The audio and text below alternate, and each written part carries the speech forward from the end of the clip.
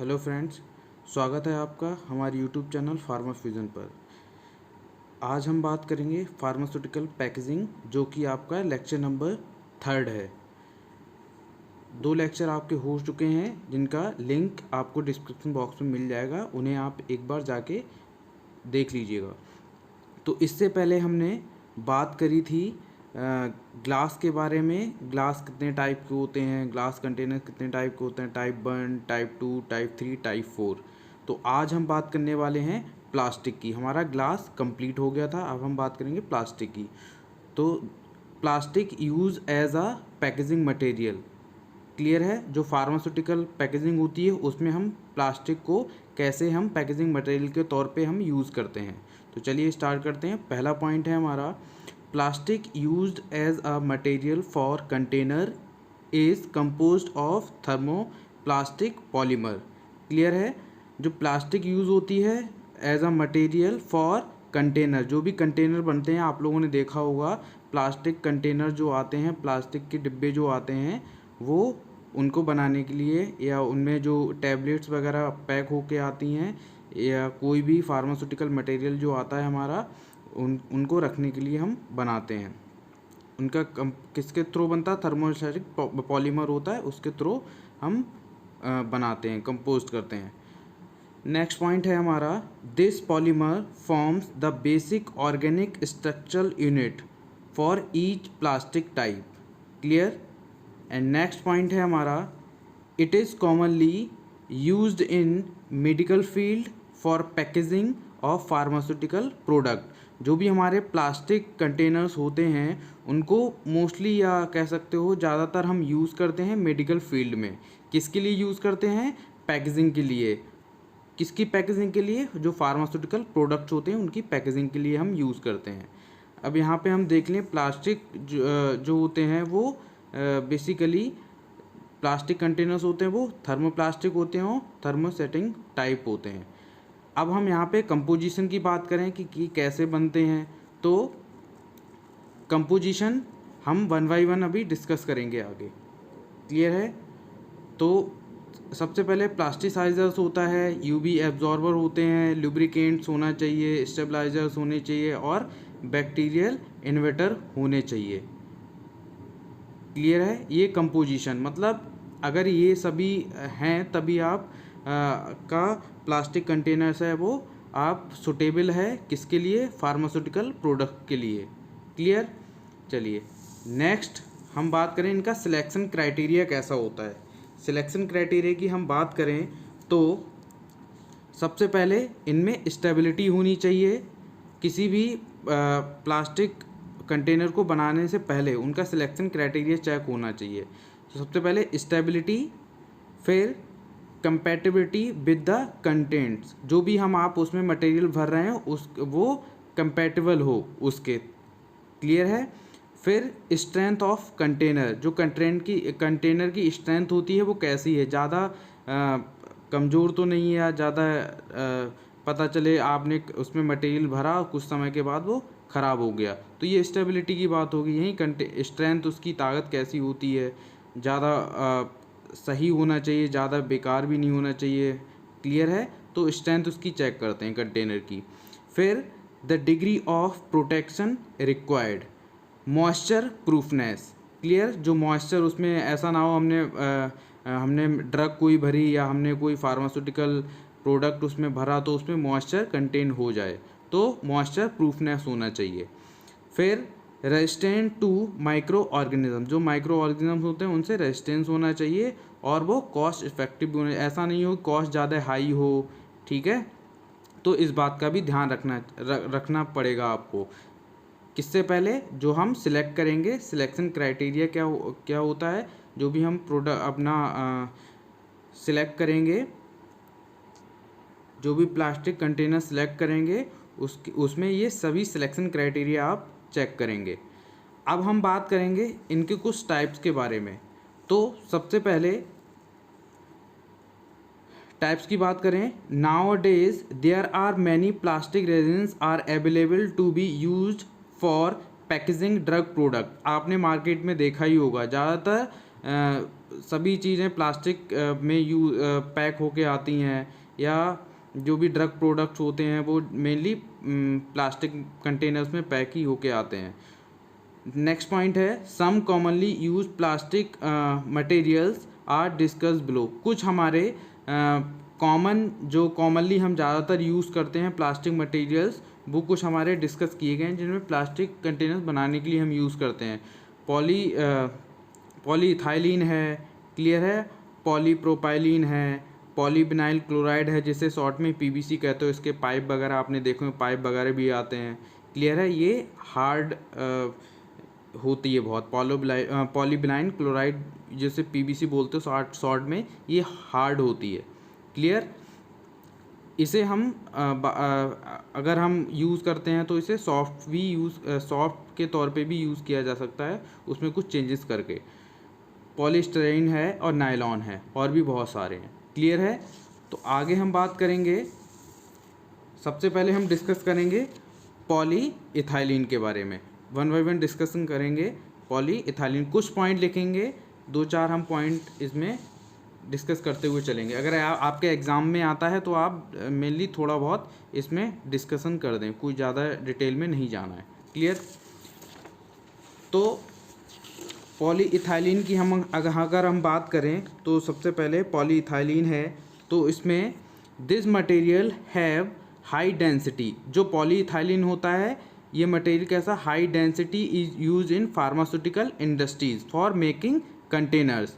जो पॉलीइथाइलिन होता है वो कंटेनर बनाने के लिए यूज़ करते हैं, और ये फार्मास्यूटिकल इंडस्ट्रीज़ में ज़्यादातर हम यूज़ करते हैं इसे, क्लियर है।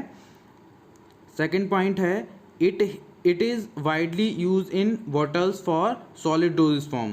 सॉलिड डोजेज फॉर्म मैंने क्यों लिखा, जो टैबलेट्स वगैरह होती हैं, आपने देखा होगा जब थोक के भाव वगैरह में लेने जाओ तो आप शॉप से एक बड़े से बॉक्स में आपको टैबलेट्स वगैरह भर के मिलती हैं, तो वो सॉलिड डोजेज फॉर्म के तौर पे भी हम पॉलीइथाइलिन का यूज़ करते हैं। पॉलीइथाइलिन के जो कंटेनर्स होते हैं, ये कह सकते हो प्लास्टिक के जो कंटेनर्स होते हैं, उनमें हम सॉलिड डोजेज फॉर्म को भी भर सकते हैं।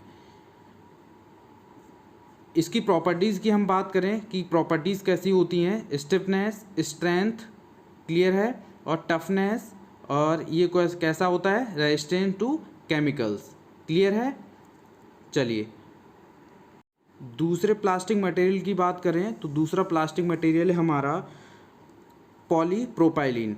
तो पॉलीप्रोपाइलिन में फर्स्ट पॉइंट है this polymer material possesses many good properties of polyethylene. Second, it is used as the current time has increased. कह सकते हो कि जो करंट टाइम पे हम जो यूज़ करते हैं पॉलीप्रोपाइलिन, ज़्यादातर हमारा यूज़ हो रहा है, इंक्रीज़ हो रहा है, ज़्यादातर हम यूज़ करते हैं इसे। थर्ड पॉइंट है good resistance to high sterilisation, clear. ये गुड रेजिस्टेंस होता है हाई स्टरलाइजेशन के तौर पे। Next, excellent resistant to strong acids and alkalis. जो स्ट्रॉन्ग एसिड्स होते हैं या जो एल्कलाई होते हैं, ठीक है, उन पे रेजिस्टेंस होता है, एक्सीलेंट होता है ये। Next, low permeability to water vapour. Next, it is colourless. कैसे होते हैं ये, कलरलेस होते हैं, ऑर्डरलेस होते हैं, thermoplastic materials with excellent tensile properties even high temperature, clear है यहाँ तक। अब नेक्स्ट हम बात करें थर्ड की।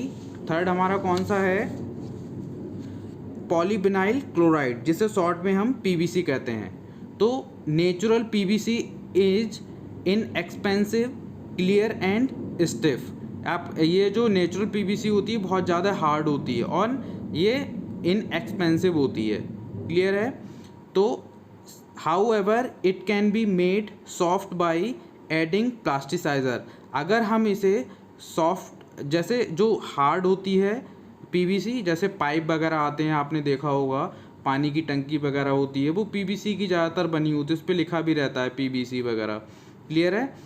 अगर हम इसे यूज़ करते हैं कोई भी कंटेनर बनाने के लिए, तो उसे सॉफ्ट भी बनाया जा सकता है।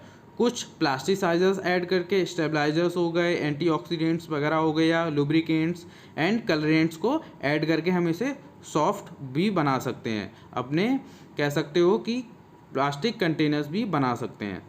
नेक्स्ट हम बात करें third point, pure form of PVC use rarely. जो प्योर फॉर्म होती है पीवीसी की वो नॉर्मली रेयरली हम यूज़ करते हैं। Used as rigid packaging materials and main components of intravenous bags. ठीक है, इंट्रावेनस बैग्स वगैरह होते हैं उनमें वगैरह में हम ये पीवीसी यूज़ करते हैं।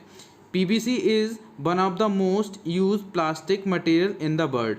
सबसे ज़्यादा कह सकते हो पीवीसी मोस्टली हम प्लास्टिक मटेरियल्स को बनाने के लिए पूरे वर्ल्ड में यूज़ होती है।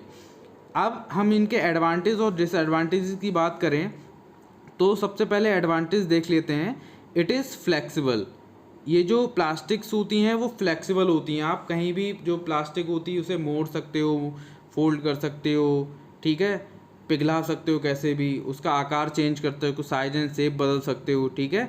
It is flexible. It provide transparency.